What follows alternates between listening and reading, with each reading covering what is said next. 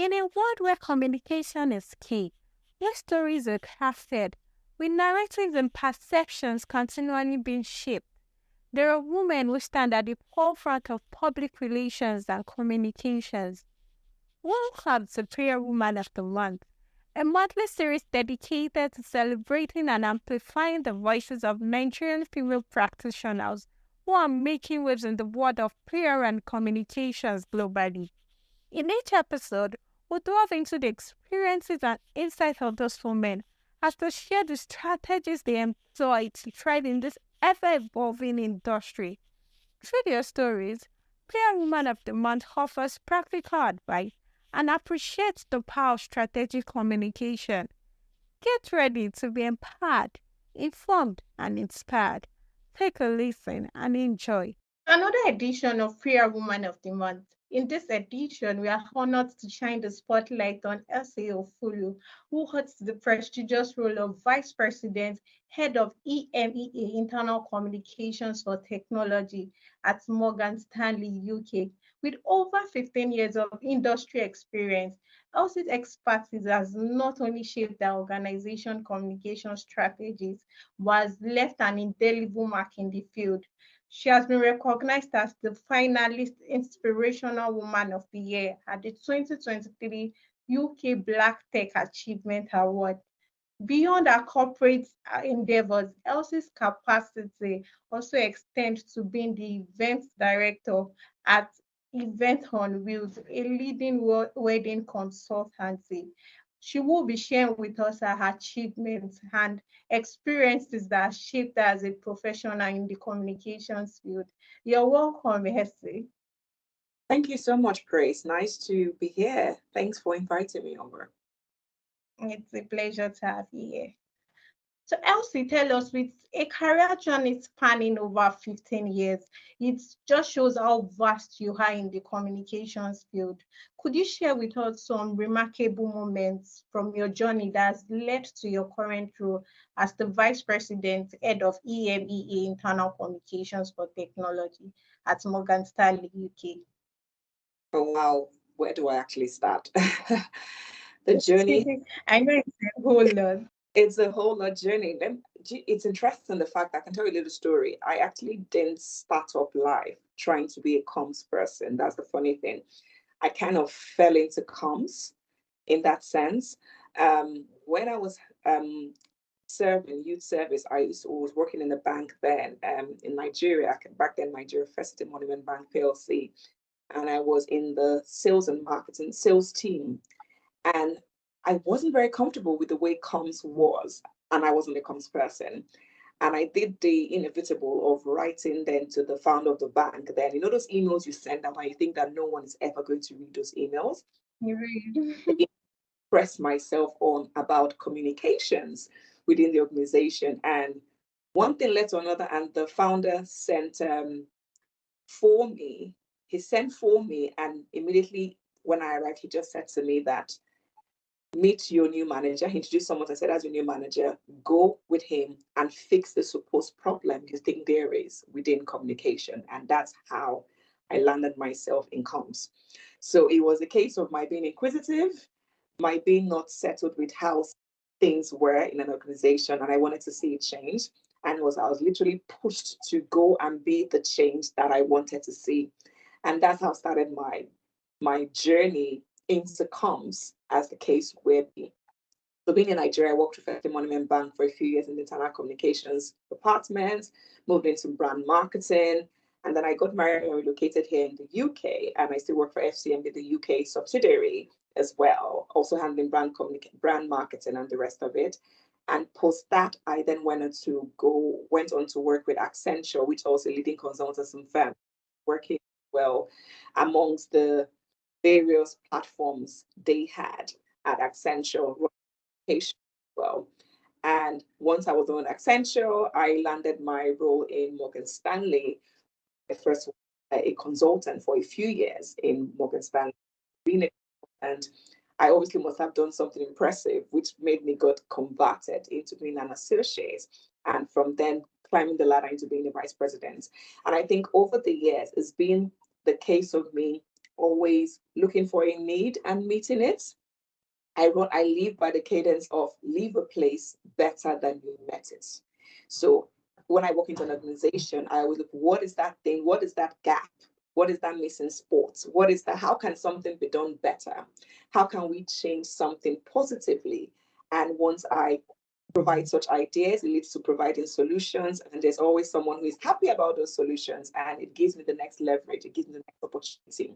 I think over the years, it's almost made me a want to watch, in terms of you can hand this to Elsie and there would be another way to think about something, another idea to look about something, and I would implement, execute, and the next opportunity comes. So I've been blessed and privileged to have several opportunities along the way where I'm able to put my stamp, bring my flair to it, and it's landed me here with the massive role of being the head of EMEA internal communications at Morgan Stanley. Literally, my previous manager literally just moved on from the role and said, the role is yours now because you have obviously distinguished yourself in running this in several cadence. So that is the quick little summary of how I got here. If that I answers your know. question. Yes, it does. I know there is more to tell. Moving from FCMB to Accenture and now at Morgan Stanley, and then I can pick the fact that you must have to recognize a need wherever you find yourself and just become a change maker. So speaking on your present role, I know that internal communications differs from external communications in terms of the target audience, in terms of coming up with specific details that has to do with the internal workings of the organization. Could you tell us some of the strategies that you employ in place in order to contribute effectively towards managing internal communications? It's interesting you talk about that way. Another fun fact is the fact that while I didn't start up trying to go into communications, Yeah. I have always loved public relations on its own, PR on its own. But I never really pursued it totally. I went via the route of internal comms. And when I was in internal comms, I've always seen the fact that it's almost something that is looked at as the baby in the whole grand scheme of things of PR, because PR always seems very wide, big out there. But having internal comms over these years, I've seen that internal comms is such a key factor in every organization. Every organization needs a comms person. Every department needs a comms person. The flip difference is, while external communications, the audience are external. For internal communications, your audience are the people within the firm. The people, the internal audience, the employees are your audience. And it's almost even more difficult than having the external people, because you're trying to control and change a mindset. But what has helped me greatly is a skill set of stakeholder management and the power of people. You see, people are so important in delivering or executing any program of work that you have. And when I mean people, whether you look at the top layer of people, the most senior people, whoever I classify as the middle people, and who you see as the bottom layer of the ladder of people, every tract of person is important in delivery of the role of communications. So I thrive myself in building relationships, understanding my audience. What is my audience? What is the need? What is the theme? What is the strategy? What is the theme of the year? What is that goal we're trying to achieve as a firm internally, as a department internally? Who are the people we need? It's all about getting people buy as well. So when you have a campaign to deliver, I first of all identify who are the key stakeholders. Okay, it's always important to have the key stakeholders. Then divide and conquer. Before you bring all the key stakeholders into a room, divide and conquer in terms of having those one-to-ones with them, in selling the idea, in showcasing that campaign to all of them, getting their various buy-in. So that when you bring all of them together, you have everybody literally on the same page. It's even then harder to have resistance to what you're trying to push through. So that's one of the strategies: stakeholder buy-in, stakeholder management, relationship management, and the power of people. It's so important in delivering campaigns as well. And understanding, when you say people, what do each person bring to that table as well? And beginning to harness each set of skill sets. You see, you're trying to run a campaign internally. You say you have people from, let's say, production, people from maybe delivery, people from print, and the rest of them. By the time you're able to bring everybody on board into the same space as you are, and uniquely harnessing each person's unique power to bring to the table, you have a successful campaign done. Because if everybody can bring to the table what makes them unique, harnessing what is their major skill set in there, and they all believe in your vision and your goal, you're onto a success there. But stakeholder management is very key in internal communication. And stakeholders can be the senior people. It also can be the managers that have to make decisions, and also is also the people who you need to deliver the campaign to. Those are all your stakeholders. So that's a very key thing in delivery of a campaign. Hopefully I answered your question. Yes, you did. So, for as I do agree with you, for as much as you want to build satisfaction for your external audience, you have to take cognizance with the fact that you need to build mutual relationship even with the internal audience in order to build a great brand. So this is interesting to know. I know that you are the event director of Event on Wheels, a leading consultancy, a leading wedding consultancy. How do you think to balance the responsibility of internal communications with being an event consultant? I still told a mentee today, you will always make time for what's important. You see, Yes, that's true. never be too busy. You would always make time for what's important. And for me, both sides are pretty important to me and who I am. I love bringing happy ever afters to couples who are getting married. I love running internal events and internal campaigns within an organization. So both sides make who I am. But how do I balance? Again, people come into play. Working with the right people, having the right team. When you say team, team also involves what again? People. Yeah. When you People. have the team across both coins, and that's I'm blessed to have the right team on both sides. In Morgan Stanley, I work with an amazing set of people and of team who ensure that whatever I'm trying to achieve, we're able to come together in one voice and deliver together. Just that. So there's no micromanagement. It's all about trust, excellent delivery, and seamless communication within. With events always, I have the right team as well on that side of things who have been able to train and entrust and empower to work alongside. And again, I have the right team from the home front as well. I'm blessed to have an amazing husband and family who also understand every factor and facet of me and know when to give me the grace to do what I need to do. So people come into play again. So how do I balance? Is first of all having the right team. Making time for what is really important. Understanding realignments. It's not even always about balance, about realignments. At every time, there will always be something that needs more focus at a certain time than the other. So always understanding the shifts, the pull, realign, and to rebalance.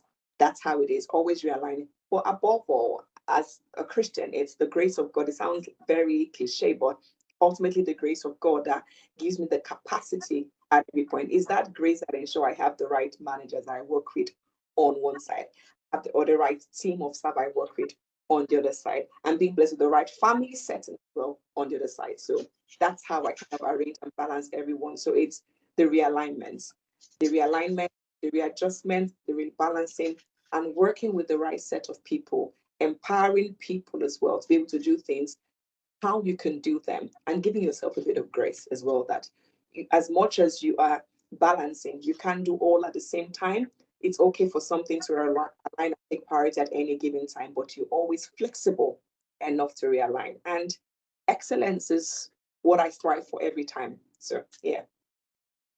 Yeah, I can tell that you have a commitment towards excellence and trying to make sure that whoever you're working with, they are the right set of people for you. So you had started working in like Just taking you back on that, on ensuring they're the right all right, set of people.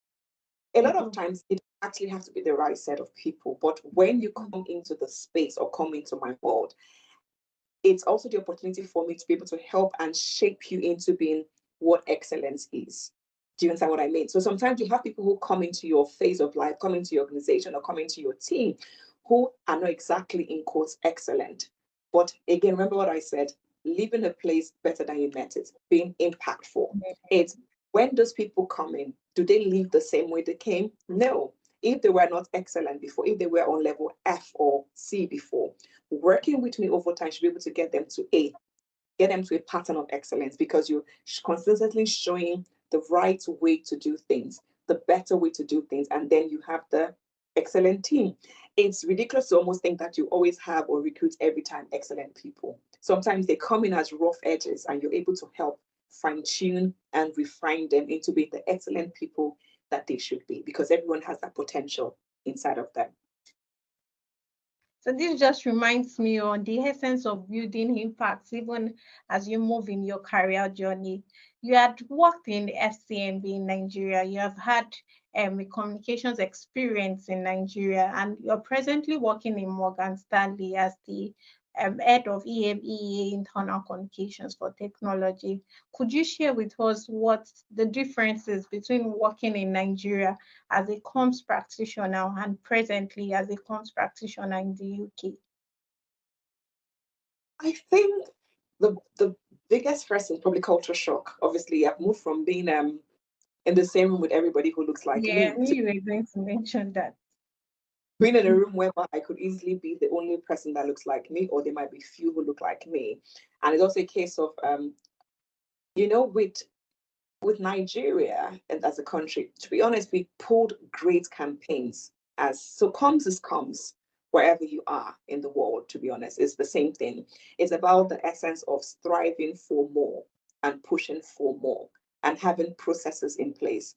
The way we ran comms in FCMB was brilliant as well. That is where I can't talk about my life career without talking about FCMB. That is where again, I wasn't a comms person.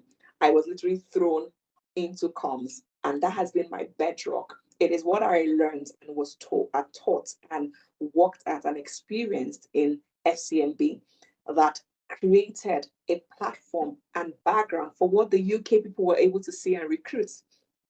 Do you see what I mean? So Yeah. it's draw a comparison and saying, oh, this is better than that. No, no, no, no, no. Comms is at the same at different levels in different countries. Comms serves its purpose in each of the various organizations, as the case may be. Things are just done maybe slightly differently per location, maybe in terms of stakeholder management, giving a tone of voice. Again, some organizations allow you to be able to share your voice, give your impact, give your input. I also had that privileges with while I was working in Nigeria. I think it's just now I'm doing it on a bigger scale and understanding even more, because then I was more of a newbie into comms. So the Nigerian platform taught me most of what I knew, which gave me the starting leverage into where I am today and topping it up with the location.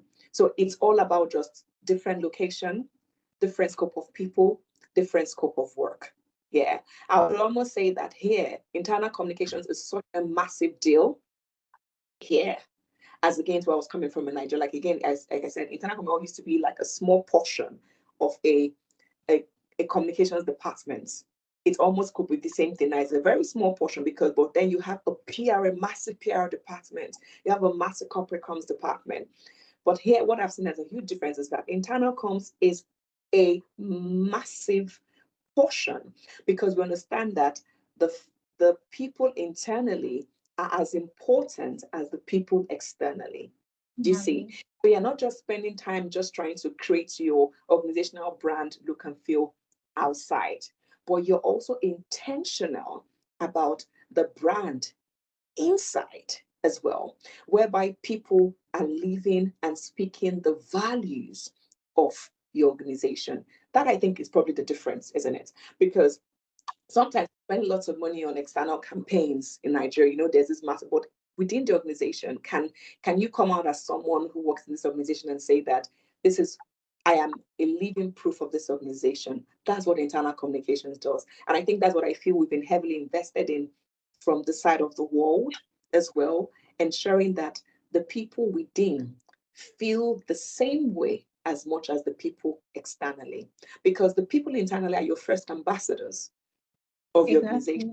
Exactly. If they do not feel the vibe, as I say, or feel the whole, if they're not a living proof of the values of the organization, they cannot as well sell it to anyone. They can't sell it to anyone.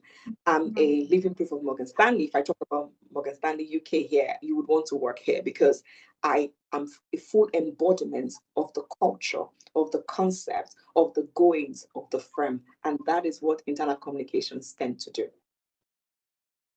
At this point, I believe that business leaders listening to you will come to recognize the essence of focusing on internal communications as much as they will do for external communications. But I know that in a career journey, there will obviously be challenges. Could you just share with us specific challenges you had come to face and how you have been able to navigate through? You know what? I was thinking about this question, and because there'll always be a challenge question, and I don't have any very specific challenges. Interestingly, I've always maintained a positive mental attitude. Yeah.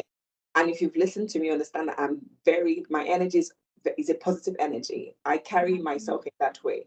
I always give people the benefit of doubt. I believe the best of people on first. The first thing I'll believe is the best, first of all. And I give people that leeway.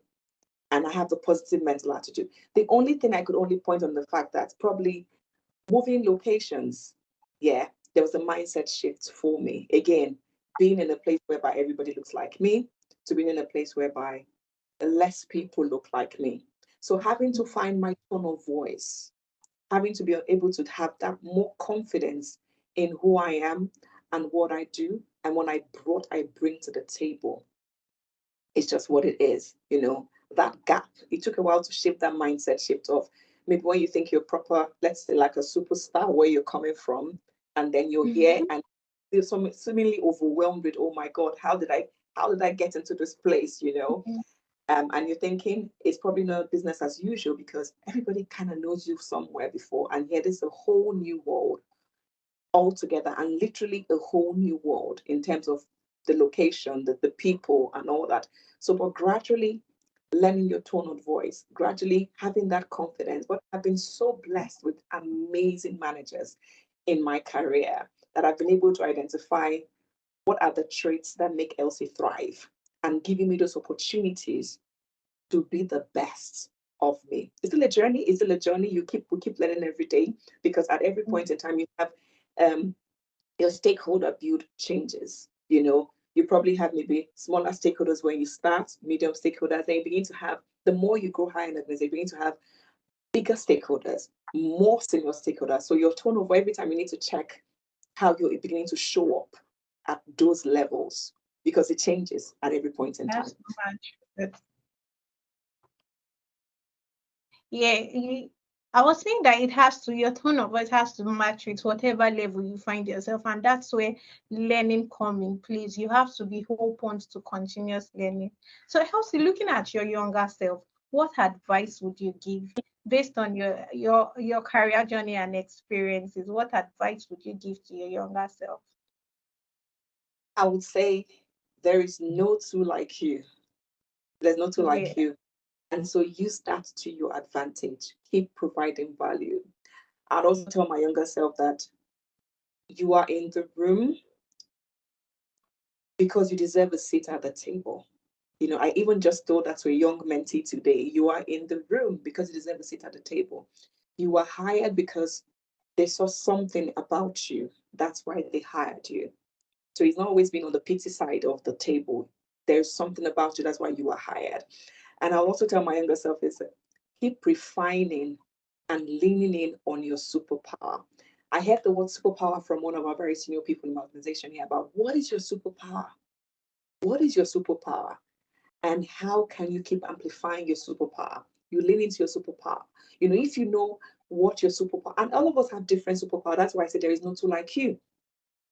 If you understand your superpower, harness that superpower and use it to your advantage positively, day in, day out. Your superpower could be an amazing comms expert. Or I've been hearing these days that I'm really good with relationship and all relationship building and stakeholder management. How can I harness that and become the expert in that? How can I use that positively in delivering on projects as well? So what is your superpower? So younger self, identify your superpower, identify it early. I don't identify it more early, but identify it early, younger self, and lean in on that superpower. And there is absolutely no two like you. So just use that to your advantage. That would be my response. And this is a take home for me too as well. So identifying my superpower and lean on it. I'm very sure your commitment to excellence and will continue to inspire the communications industry now and beyond. It's been a great time with you on PR Woman of the Month, and thank you for honoring this invite. Thank you for having me. Thank you. I was greatly surprised and honored and privileged to get that Woman of the Month email. And I do hope I can do even much more for the communications community, home and abroad as well. So thank you for the opportunity to be part of this interview today. And we look forward to further engagements with you.